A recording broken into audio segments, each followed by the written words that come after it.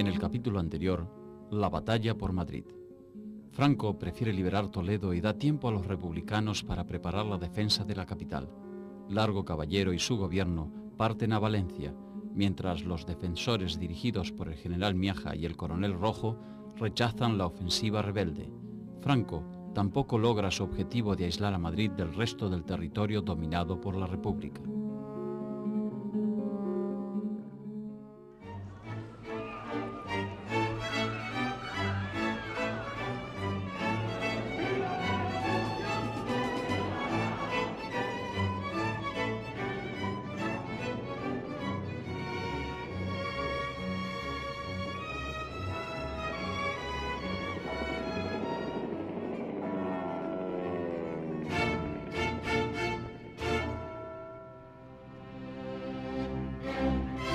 Los otros frentes.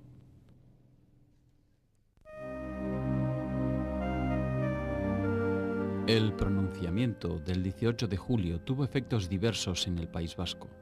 Fracasó en Vizcaya y en Guipúzcoa, pero triunfó contundentemente en Álava, donde las guarniciones militares se plegaron a la sublevación con el apoyo de los carlistas. Este respaldo de los sectores conservadores y la pasividad del Partido Nacionalista Vasco facilitó el aplastamiento de la resistencia de las izquierdas.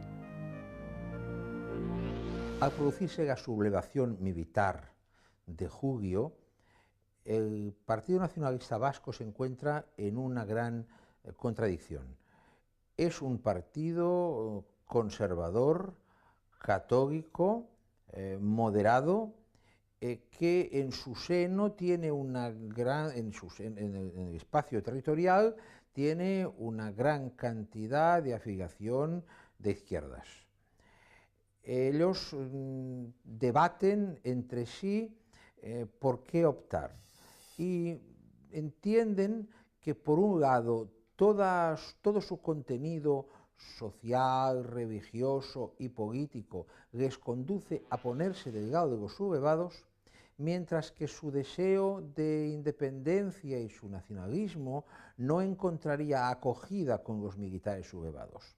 Esta complicada situación y produce una discusión en el seno de Euskadi Budvatzar que acabará poniendo el Partido Nacionalista Vasco del lado de la República, pero siempre con una salvedad: son católicos.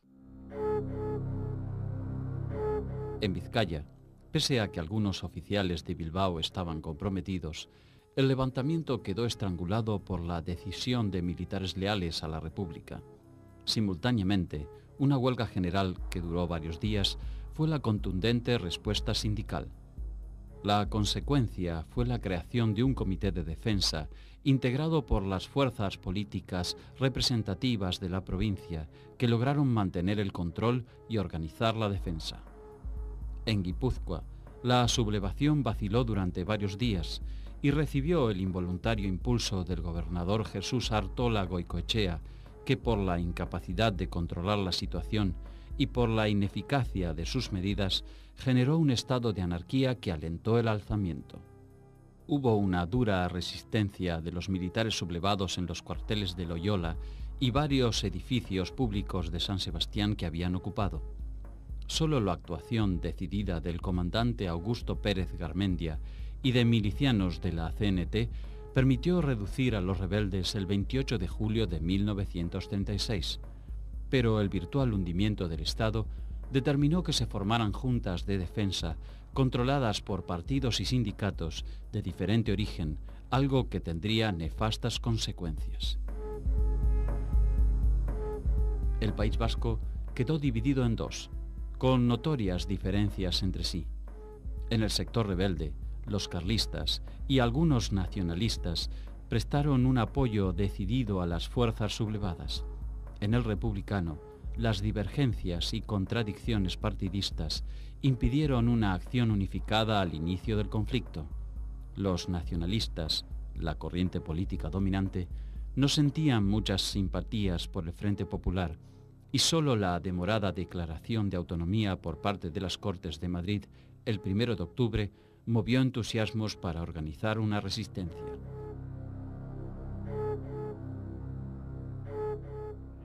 La República se demoró en conceder la autonomía al País Vasco hasta 1936, pero no por falta de voluntad de la República, sino por la situación, por la situación política en la que se colocó el nacionalismo vasco desde 1931 hasta finales de 1933. Su alianza con los carlistas entre 1931 y 1933, pues desde luego no podía atraer la simpatía de una república liberal y laica. El intento de los carlistas o de los carlo-nacionalistas de convertir el País Vasco en una especie de Gibraltar vaticanista, como denunció Indalecio Prieto, hacía imposible absolutamente la concesión de la autonomía.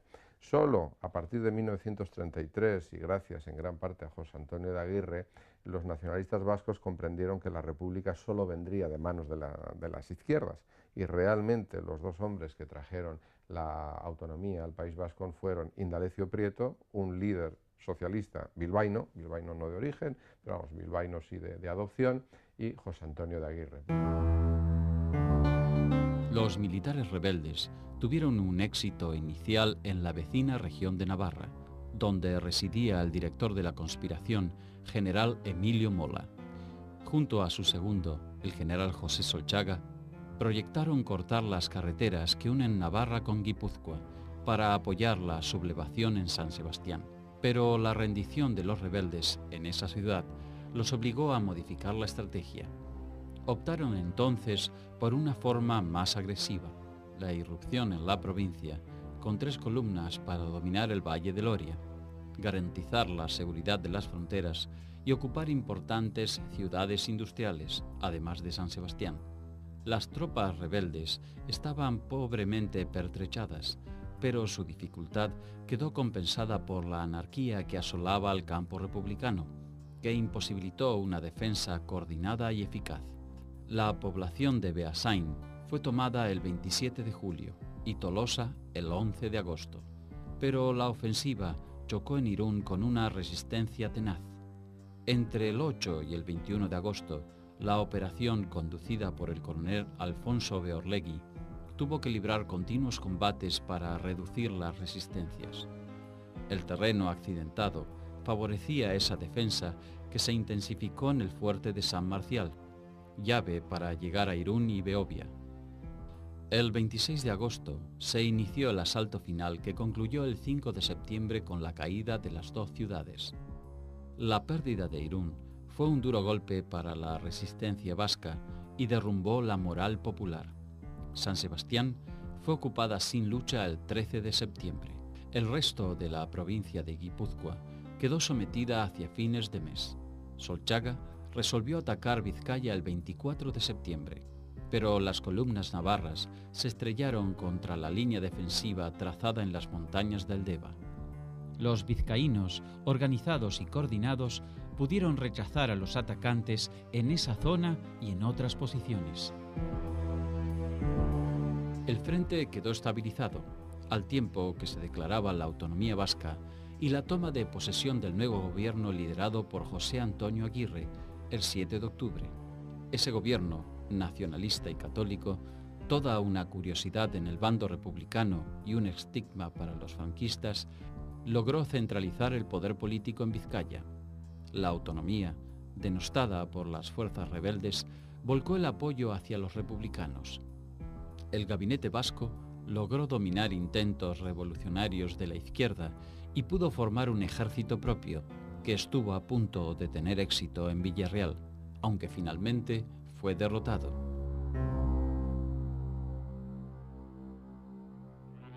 La verdad es que cuando estalló la guerra civil, cuando estalló el 18 de julio de 1936, el estatuto ya estaba preparado.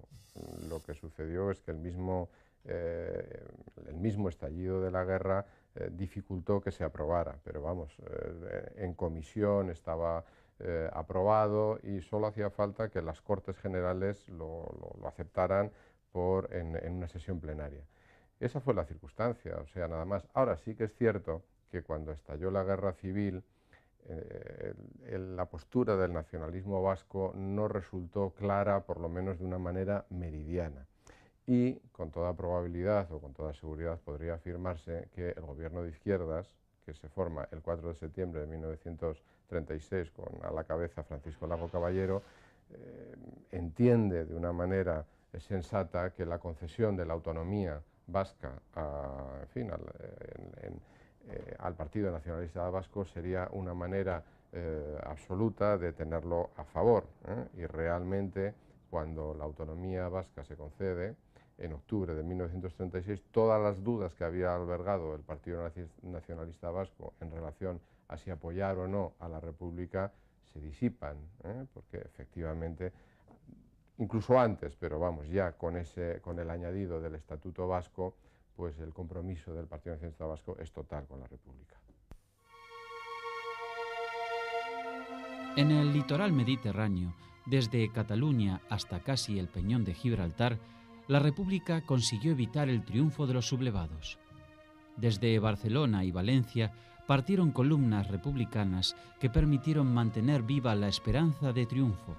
La ayuda más significativa se dirigió a Madrid, que comenzó a ser asediada en noviembre de 1936 por las tropas franquistas provenientes del sur, oeste y norte. Desde Barcelona, dominada por las milicias anarcosindicalistas, partieron numerosas columnas hacia Aragón, sin ningún plan ni coordinación. El líder de la CNT-FAI, Buenaventura Durruti, con 6.000 hombres, se dirigió a Zaragoza. Esperaba llegar a la capital aragonesa para desarrollar su plan de colectivizaciones en toda la región, pero nunca pudo conquistarla. Zaragoza era un gran bastión anarquista. Durruti y muchos de sus compañeros, no eran catalanes, pensaban sentimentalmente en recuperar Zaragoza dominada por los militares y conseguir que sus compañeros salieran de la cárcel. Junto a esto, el gobierno catalán se encuentra también con un grave problema. A partir del día 20 de julio carece de tropas, carece de policía y la ciudad está dominada por los anarquistas. En consecuencia, le conviene impulsar la marcha de los anarquistas a reconquistar Zaragoza. Los anarquistas, naturalmente, son la fuerza superior. Hay otras columnas que van a salir, hay una columna de UGT, hay otra de Estat Català, después vendrán otras columnas, pero ellos son las columnas más importantes y parten allí no a hacer la guerra, sino a hacer la revolución. Ellos no piensan en el fenómeno de la guerra, ellos son antimilitaristas y antibelicistas, son revolucionarios. Y entonces simplemente se montan en los camiones, cada uno como que tiene, el que ha cogido un fusil con el fusil, el que tiene un cañón sube el cañón, el fusil, el botijo, la silla, el colchón, y en una heteróclita organización. Hasta 15.000 milicianos de la República estuvieron aguardando el asalto final, pero este nunca llegó. Al poco tiempo, iban a soportar las primeras contraofensivas nacionalistas. Otras columnas catalanas de distintos sindicatos y centrales obreras, sin coordinarse entre sí, se dirigieron a Huesca. La ciudad fue defendida tenazmente por fuerzas franquistas, voluntarios nacionalistas y unos 1.500 requetés carlistas. La debilidad nacionalista y la desorganización republicana empataron la partida. Aragón quedó dividida en dos mitades. El frente se estabilizó en una línea irregular de norte a sur que pasaba por Huesca, Belchite y Teruel. Desde Barcelona y Valencia también partieron dos expediciones navales independientes para neutralizar a los rebeldes que se habían adueñado de las Islas Baleares. Solo Menorca había permanecido leal al gobierno republicano. Los valencianos arribaron por sorpresa a Formentera, a la que conquistaron, y luego pasaron a Ibiza, donde se encontraron con la columna de catalanes republicanos. Tras la ocupación, surgieron desavenencias y los valencianos optaron por regresar. Los catalanes arribaron luego a Mallorca para dominar la isla. Conquistaron una cabeza de desembarco, pero no pudieron profundizar su avance. Sorpresivamente, se toparon con una fuerte resistencia que les impidió progresar más allá de la cabeza de playa.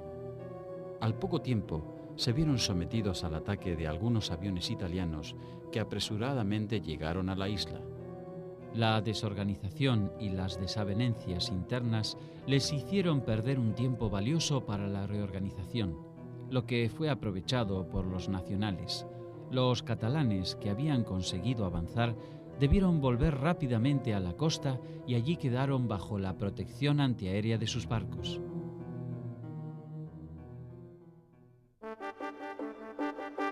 Cuando estalló el alzamiento en julio de 1936, la mayor parte de las unidades navales quedaron del lado de la República, que controlaba además la costa mediterránea. El bloqueo republicano del estrecho de Gibraltar obligó a Franco a realizar el desembarco de las tropas sublevadas en Marruecos por vía aérea. En principio, la flota, que es muy conservadora, está del lado de los sublevados, pero están del lado de los sublevados los oficiales. El cuerpo de oficiales de la Armada es muy elitista y se levantarán frente a él muy pronto los cuerpos auxiliares, los oficiales de telegrafistas, señaleros, artilleros, no sé qué más, etcétera, se suelevan los suboficiales y la marinería. Por lo cual, muy pronto estas fuerzas quedan repartidas. Hay varias bases importantes. La primera importante es la de Ferrol. Ferrol queda del lado de los sublevados. Otra muy importante es Cartagena, que quedará del lado del gobierno.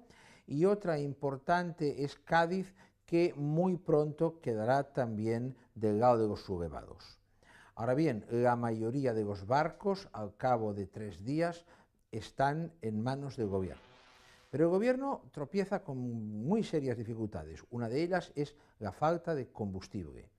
Lega únicamente petróleo ruso a partir del mes de octubre y muy pocas cantidades, mientras que los sublevados desde el principio encuentran que la Texaco deriva hacia España incluso todos los suministros, hacia España de Franco, todos los suministros incluso pagados por el gobierno republicano. Tras los primeros éxitos republicanos, los sucesos de 1937 marcaron un cambio de equilibrio a favor de los nacionales. El gobierno republicano pidió el retorno de la expedición naval a Mallorca y con ello abandonó un punto estratégico. Indalecio Prieto, a cargo del Ministerio de Marina, envió una fuerza para contrarrestar los ataques de barcos sublevados en el mar Cantábrico y al mismo tiempo acercar armas a los vascos y asturianos. Los franquistas aprovecharon la salida de la flota de Málaga para romper el bloqueo del estrecho de Gibraltar, hundir a un destructor, poner en fuga a otro y trasladar tropas al sur de Andalucía. En diciembre, los nacionales hundieron al mercante soviético Komsomol, que transportaba material de guerra. Casi simultáneamente, aparecieron submarinos italianos para hostigar la navegación y aviones alemanes e italianos que bombardeaban los puertos del Mediterráneo. La situación llegó a un extremo de tensión el 29 de mayo de 1937, cuando aviones republicanos atacaron al acorazado de bolsillo alemán Deutschland. Hitler se enfureció y ordenó un bombardeo naval contra la ciudad de Almería. Hubo 200 disparos de cañón que provocaron numerosas víctimas y derrumbaron decenas de edificios. El ataque fue comparable con el que sufrió Guernica. El ministro de Marina, Indalecio Prieto, ordenó inicialmente contraatacar con la aviación a los barcos alemanes para provocar una declaración de guerra de Hitler y mejorar el apoyo internacional a la causa republicana. Pero su deseo fue frustrado por el gabinete del presidente Azaña, quien advirtió que el Deutschland puede convertirse en nuestro Maine, en alusión al barco norteamericano cuyo hundimiento en La Habana en 1898 dio comienzo a la guerra de Estados Unidos con España. Tras la represalia, Alemania e Italia optaron por abandonar el control de las naves republicanas, pero sostuvieron el esfuerzo nacional de fortalecer la base naval de Mallorca. Ni Alemania ni Italia querían desencadenar la chispa en España. Ellos querían que ganase Franco, estaban comprometidos absolutamente a ganarse Franco, ellos no podían permitir, bajo ningún concepto, especialmente después del reconocimiento diplomático en el 36, no podían permitir que Franco, no querían bajo ningún concepto, ni siquiera que hubiese una solución negociada. Pero no querían que España fuese la chispa. De hecho, siempre estuvieron jugando con, diríamos, estar en el límite de lo que el Reino Unido o Francia podían soportar respecto a la intervención italiana. En el norte, el bloqueo nacionalista a los puertos republicanos cobrará efectividad y conseguirá detener importantes cargamentos de armas para los vascos. Mientras tanto, el panorama se tornaba más complejo para los republicanos en Andalucía a fines de 1936. El general sublevado Gonzalo Queipo de Llano, sin fuerzas militares de importancia, se encontró reducido a la impotencia mientras el grueso de las columnas rebeldes marchaban hacia Madrid.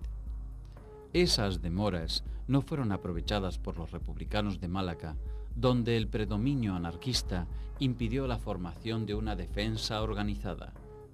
La situación se agravó por la imprevisión del gobierno central, que no envió pertrechos. Franco, que necesitaba presionar en todos los frentes de lucha para seguir intentando conquistar Madrid, recibió un cuerpo de ejército enviado por Benito Mussolini.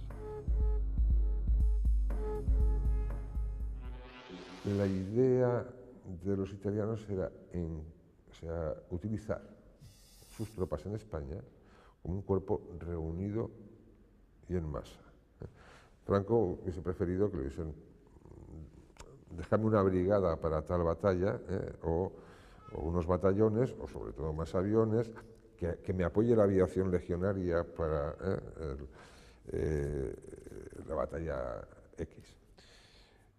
Mientras que los italianos impusieron el empleo reunido y en masa de sus tropas. Por eso, incluso ellos hacían sus propias diríamos, apuestas. Es decir, Málaga. Málaga estaba pensada, Sanjurjo, el ejército, pero ellos fueron los que presionaron para que Málaga fuese de una forma determinada para la intervención, la utilización directa y en masa del ejército italiano, que fue decisivo. De modo que ellos pensaban un poco estar en España como un ejército aliado, ¿no? Un ejército aliado de Franco, pero eso, aliado, no disperso, controlado por Franco, en el sentido de ahora me hace falta un batallón, ahora me hace falta una brigada, ahora me hace falta la aviación. No, ellos querían, y de hecho así funcionó. Funcionó pues, en Málaga, en Guadalajara, en Santander, con niveles, diríamos, de coordinación o de tensión que podían depender del contexto específico, político, militar o lo que fuese del momento.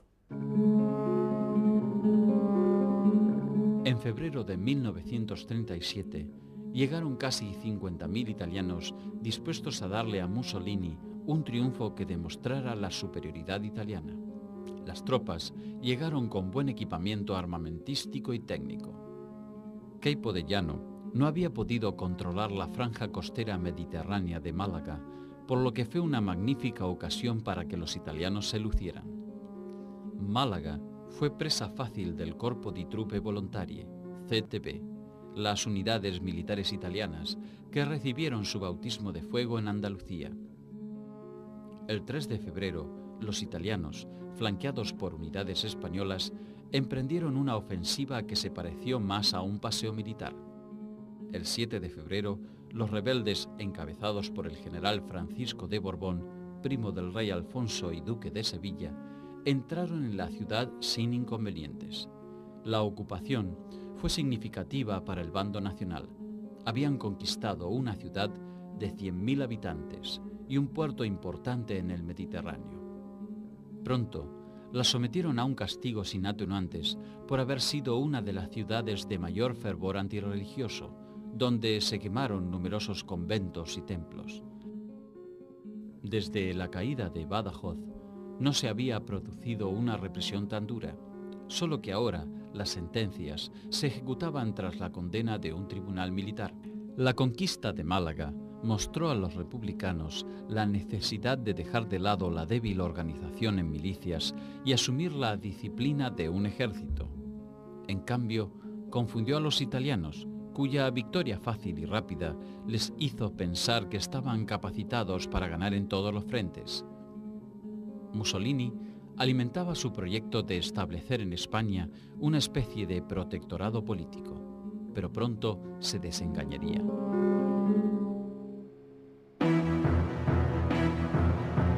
El estallido revolucionario que sucedió en la República tras la sublevación franquista provocó la desaparición de gran parte de las unidades militares leales a la Constitución. Cada partido organizó sus propias milicias y las escasas estructuras castrenses que sobrevivieron no tenían ningún poder sobre ellas. Sin embargo, la amenaza rebelde sobre Madrid y el fracaso de las columnas de milicianos al enfrentar a un ejército disciplinado como el marroquí cambió la situación. Francisco Largo Caballero logró el acuerdo político para organizar una fuerza armada capaz de entrar en combate según las más elementales reglas castrenses. Antes que él, intentos como los del teniente coronel Juan Hernández Saravia habían sido inútiles por el recelo de los milicianos a cualquier tentativa de militarización. El único sector político que comprendió desde muy temprano la necesidad de generar una estructura militar apta fue el comunista. Los comunistas reunieron 300 militantes y los entrenaron en el patio de un antiguo convento. Ese fue el núcleo del Quinto Regimiento. El Partido Comunista tuvo su primer éxito propagandístico en la creación del Quinto Regimiento. El Quinto Regimiento fueron las 5 primeras brigadas que se formaron cuando el 19 de julio el nuevo jefe de gobierno se decidió a entregar armas al pueblo. Pues uno de ellos, el Quinto Regimiento que se formó, la Quinta Brigada, era de procedencia fundamentalmente comunista, en Madrid. Y bueno, pues demostró una gran capacidad de organización, de movilización, de disciplina y por lo tanto y una cosa que tenían los comunistas hasta la saciedad, una capacidad de agitación y de propaganda y de promover sus éxitos por activa, por pasiva y 1000 veces. Ahora, lo que sí es cierto es que el hecho fundamental del Partido Comunista, lo que le diferenció desde el primer momento del resto de los partidos, vamos a decir, marxistas, o de algunos de los partidos marxistas y también de la central, de la CNT, la central anarquista, fue que priorizó ganar la guerra antes que hacer la revolución. Así como había otros partidos que decían, primero, ganaremos la guerra si ganamos la revolución, el Partido Comunista desde el primer momento dijo no, antes hay que ganar la guerra y después se hará la revolución. Por lo tanto, es el gran partido de la guerra. Largo Caballero retuvo la cartera de guerra y creó el Ministerio de Marina y Aire que confió a Indalecio Prieto. Nombró al coronel José Asensio Torrado y a los generales José Miaja y Sebastián Pozas, en cargos claves para encarar una progresiva subordinación de las milicias a una estructura militar coherente.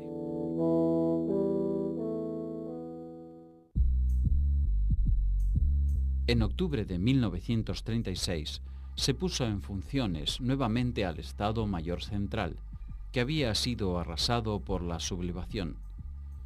En primera instancia, ejerció su conducción el comandante Manuel Estrada y más tarde el general Toribio Martínez Cabrera. Desde el Estado Mayor Central se procedió a reorganizar los batallones milicianos, armados por los partidos y sindicatos, y los agrupó en brigadas mixtas que contaban con todas las especialidades: infantería, artillería, caballería y servicios. Las primeras 6 se formaron en octubre de 1936. 2 de sus jefes, Enrique Lister y Jesús Martínez de Aragón, provenían de las milicias. Los otros 4, José María Galán, Eutiquiano Arellano, Fernando Sabio y Miguel Gallo, eran militares profesionales.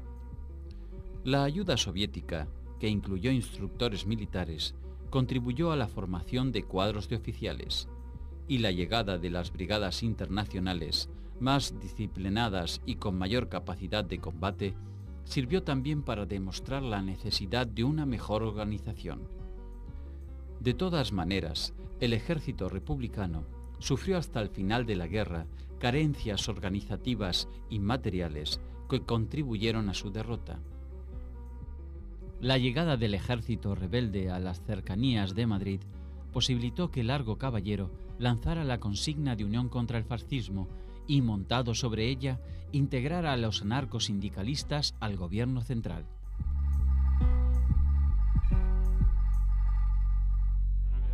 Por única vez en la historia, los anarquistas entraron en gobiernos que ellos llamarían burgueses. La primera entrada es en el gobierno catalán. En el gobierno de Tarradellas ya entran los anarquistas entendiendo que no hay más posibilidades de colaborar, entendiendo que no pueden hacer la guerra por su cuenta.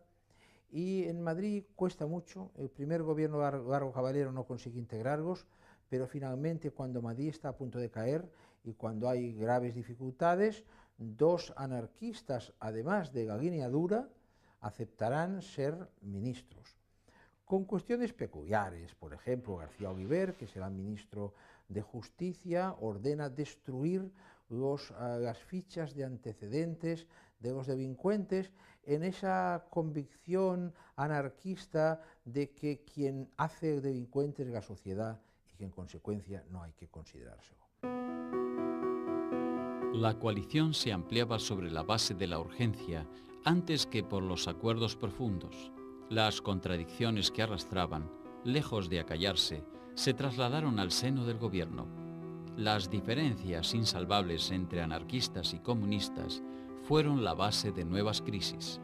El 6 de octubre se reunieron por primera vez las Cortes desde el alzamiento militar, y con el apoyo del Frente Popular se aprobó el Estatuto de la Autonomía del País Vasco. La decisión volcó el apoyo del nacionalismo vasco hacia el gobierno de la República. 2 días después, José Antonio de Aguirre fue elegido presidente provisional. Juró respetar las tradiciones vascas bajo el árbol de Guernica, el roble legendario de las tradiciones vascas. Largo Caballero quedó desacreditado poco después por abandonar Madrid en las vísperas del ataque a la capital. Su posterior política de centralización del poder no aumentó su crédito. El primer conflicto se suscitó en diciembre, cuando Largo Caballero decretó la militarización de las milicias surgidas luego del pronunciamiento rebelde. La alianza anarquista FAI-CNT se resistió a esa medida porque creyó ver en ella la presencia del poder comunista sobre el jefe del gobierno. Esta influencia había crecido al calor de la ayuda de la Unión Soviética a la República y el papel destacado de las brigadas internacionales en la defensa de Madrid. Sin embargo, el socialista Largo Caballero había tenido enfrentamientos con el PCE por su política militar, especialmente por el mantenimiento del general Asensio Torrado como responsable de la planificación de las operaciones. La caída de Málaga, el 7 de febrero de 1937, empeoró la situación.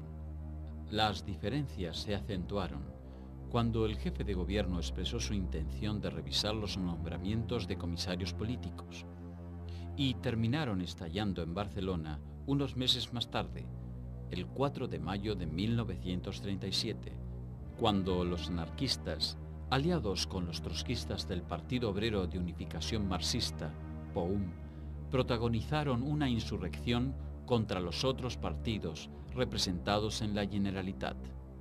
Largo Caballero reaccionó tarde y fue acusado por comunistas y socialistas moderados de alentar la formación de un gobierno sindical con la CNT y la Unión General de Trabajadores, UGT, como principales sostenedores. La coalición de gobierno se quebró y Largo Caballero no tuvo más remedio que dimitir el 17 de mayo de 1937.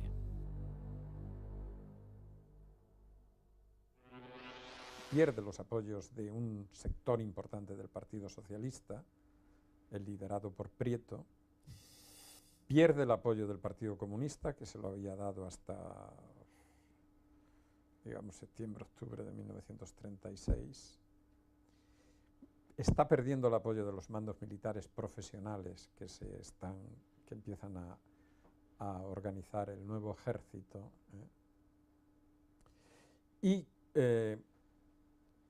está cada vez más aislado, gobernando en un aislamiento cada vez más alejado de la posibilidad de la conducción de la guerra.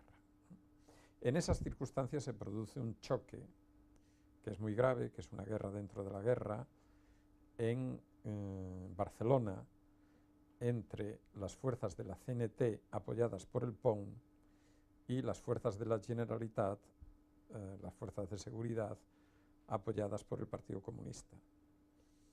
La explosión de ese conflicto, el comienzo de ese conflicto, decide a los comunistas a retirar ya el apoyo a Largo Caballero, pero no se lo retiran ellos solos, no se lo retiran ellos por su cuenta. Hay conversaciones entre comunistas, socialistas y republicanos para formar un nuevo gobierno en el que a Largo Caballero se le quitaría el Ministerio de la Guerra, o sea, la conducción de la guerra. Mientras en el campo republicano el poder se disgregaba, en el rebelde se concentraba con gran rapidez. El avance victorioso hasta Talavera le significó a Francisco Franco el control absoluto de las operaciones militares y a partir de allí un dominio total sobre las instituciones destinadas a gobernar los territorios en poder de los rebeldes en los meses finales de 1936.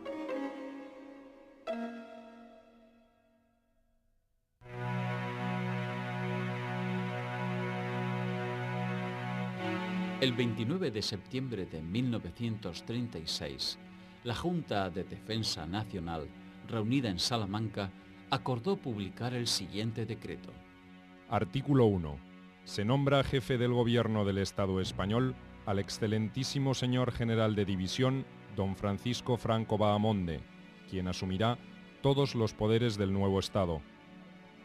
Artículo 2.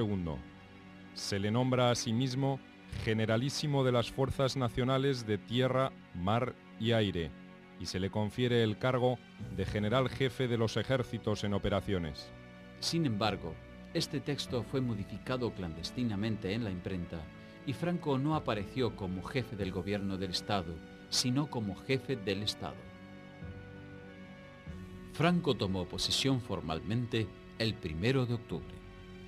Disolvió la Junta de Defensa y creó una junta técnica que se ocupaba de los asuntos del gobierno, absolutamente dependiente del poder militar y alejada de cualquier capacidad política. Un mes después, Hitler y Mussolini reconocieron al gobierno de Franco y acreditaron a sus embajadores.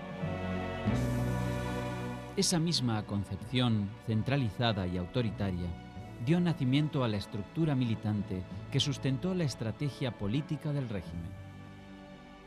Desde comienzos de 1937, sectores monárquicos, carlistas y falangistas trataron de alimentar ideológicamente a un Franco que no estaba dispuesto a aceptar influencias civiles ni compartir el poder. Aconsejado por su cuñado Ramón Serrano Súñer, aprovechó un congreso de la Falange iniciado el 16 de abril en Salamanca para forzar la fusión de esta corriente con el carlismo. El 19 de abril, Franco emitió un decreto de unificación de las fuerzas que lo apoyaban bajo el nombre de Falange Tradicionalista de las Juntas Ofensivas Nacional Sindicalistas, las JONS. El artículo primero expresaba: Falange Española y Requetés se integran, bajo mi jefatura, en una sola entidad política de carácter nacional. Esta organización, intermedia entre la sociedad y el Estado, tiene la misión principal de comunicar al Estado el aliento del pueblo y de llevar a éste el pensamiento de aquel a través de las virtudes político-morales, de servicio, jerarquía y hermandad. Quedan disueltas las demás organizaciones y partidos políticos.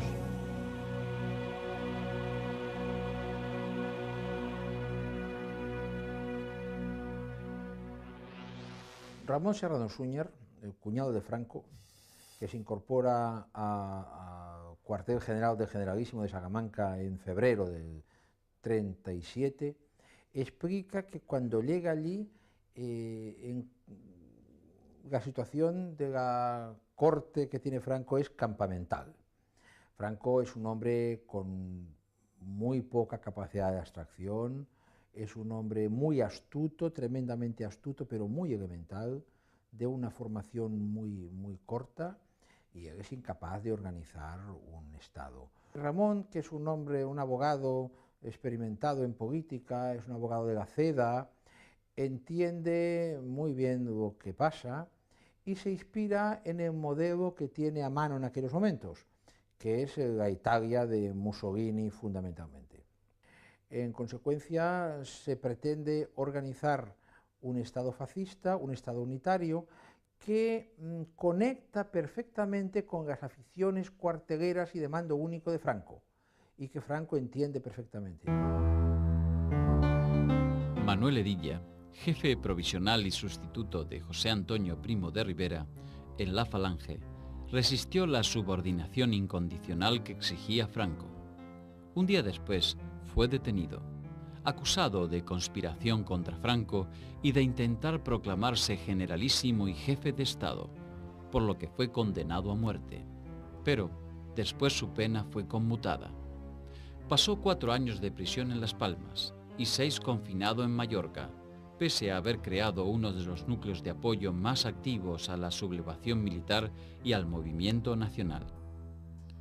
Igual suerte corrió el jefe carlista Manuel Falconde, quien debió exiliarse en diciembre de 1936 y abandonar toda ilusión de protagonismo político. Hacia abril de 1937, la guerra ya duraba 9 meses y se había llegado a un punto sin retorno. Ambos bandos habían sufrido miles de bajas y el odio y las sospechas mutuas habían sembrado condiciones para producir muchas más víctimas. España estaba partida en mitades. Se avecinaban las batallas decisivas.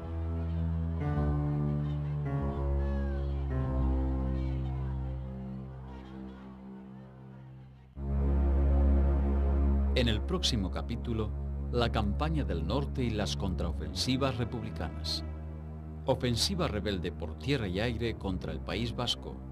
Guernica es destruida por un bombardeo. Bilbao no puede resistir la acometida y cae en poder de los franquistas. Los republicanos intentan una maniobra de distracción, pero sus ofensivas en Brunete y Belchite fracasan. El Frente Norte deja de existir.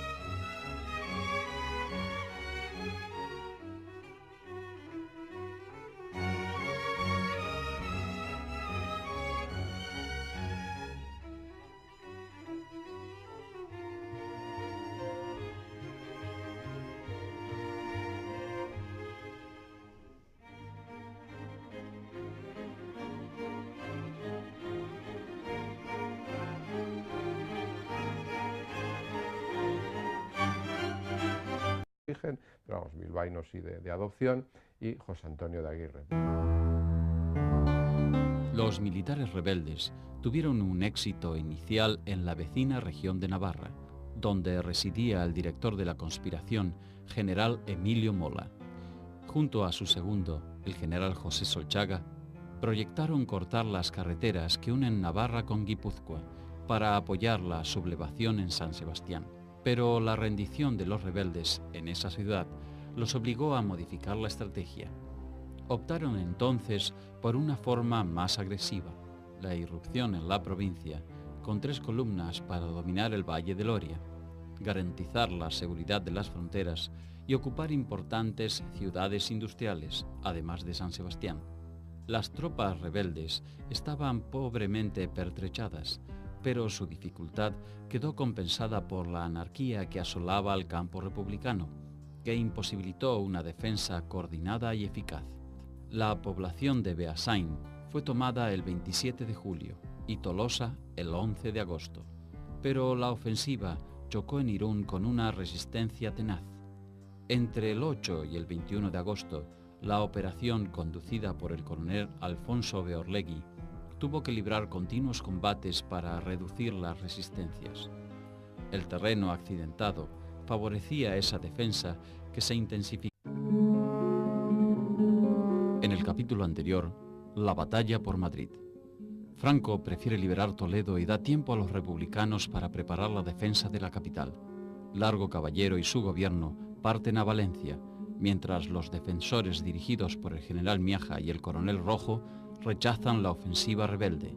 Franco tampoco logra su objetivo de aislar a Madrid del resto del territorio dominado por la República.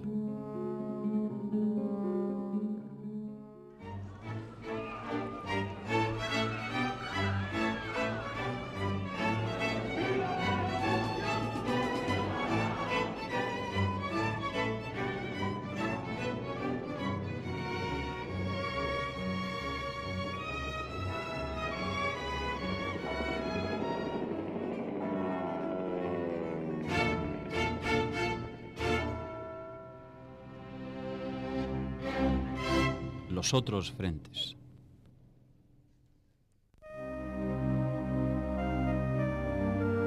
El pronunciamiento del 18 de julio tuvo efectos diversos en el País Vasco. Fracasó en Vizcaya y en Guipúzcoa, pero triunfó contundentemente en Álava, donde las guarniciones militares se plegaron a la sublevación con el apoyo de los carlistas. Este respaldo de los sectores conservadores y la pasividad del Partido Nacionalista Vasco facilitó el aplastamiento de la resistencia de las izquierdas. Al producirse la sublevación militar de julio, el Partido Nacionalista Vasco se encuentra en una gran contradicción. Es un partido conservador, católico, moderado, que en su seno tiene una gran, en el espacio territorial, tiene una gran cantidad de afiliación de izquierdas. Ellos debaten entre sí por qué optar y entienden que por un lado todo su contenido social, religioso y político les conduce a ponerse del lado de los sublevados, mientras que su deseo de independencia y su nacionalismo no encontraría acogida con los militares sublevados. Esta complicada situación y esta produce una discusión en el seno de Euskadi Budó-Batzar que acabará poniendo el Partido Nacionalista Vasco del lado de la República, pero siempre con una salvedad: son católicos. En Vizcaya, pese a que algunos oficiales de Bilbao estaban comprometidos, el levantamiento quedó estrangulado por la decisión de militares leales a la República. Dicciones partidistas impidieron una acción unificada al inicio del conflicto. Los nacionalistas, la corriente política dominante, no sentían muchas simpatías por el Frente Popular y solo la demorada declaración de autonomía por parte de las Cortes de Madrid el 1 de octubre movió entusiasmos para organizar una resistencia.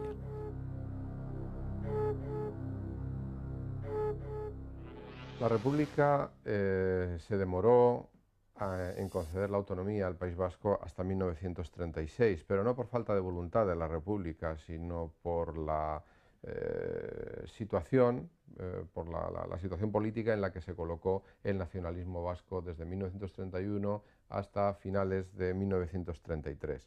Su alianza con los carlistas entre 1931 y 1933, pues desde luego no podía atraer la simpatía de una república liberal y laica. El intento de los carlistas o de los carlo-nacionalistas de convertir el País Vasco en una especie de Gibraltar vaticanista, como denunció Indalecio Prieto, hacía imposible absolutamente la concesión de la autonomía.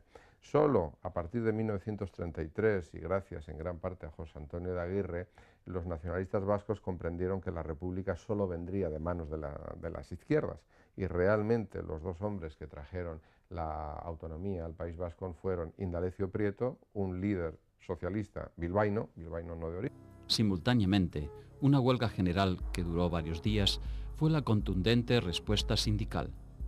La consecuencia fue la creación de un comité de defensa integrado por las fuerzas políticas representativas de la provincia que lograron mantener el control y organizar la defensa.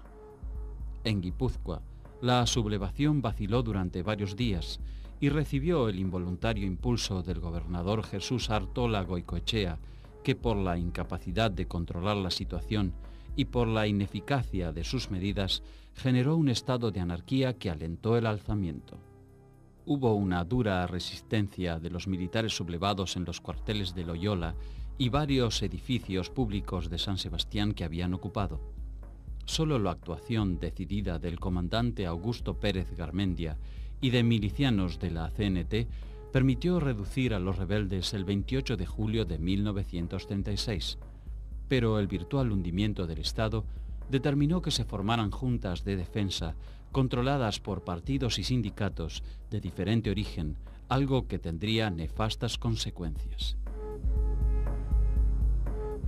El País Vasco quedó dividido en dos, con notorias diferencias entre sí. En el sector rebelde, los carlistas y algunos nacionalistas prestaron un apoyo decidido a las fuerzas sublevadas. En el republicano, las divergencias y contradicciones